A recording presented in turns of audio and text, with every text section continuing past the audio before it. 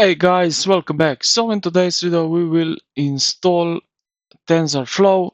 So let's get straight into it. First of all, what we need to do is we have two options. So first one is go to the settings and open up. So here you see ctrl plus alt plus s. So I will open that way like that. After here, we need to get here to the Python interpreter, and after that we have here plus button, as you can see. Click on that and type in TensorFlow. So I will just copy it. It will be quicker, so like that. And here we have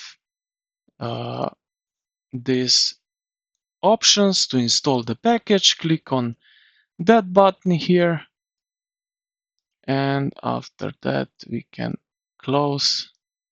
And this would need to, why it doesn't work. So okay, now this thing needs to, yes, like that. This is one way how to install it. Then we have another way which is much quicker. So here you see that it's installing. So it didn't yet finished, but it will. So the second option is right here. If you see on the left corner, you will see Python packages. Click on that and type in here TensorFlow.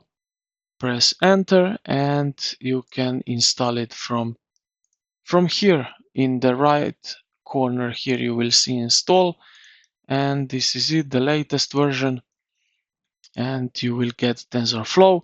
This is the same for every package you want. So also the Tkinter, you can also install it this way, like that.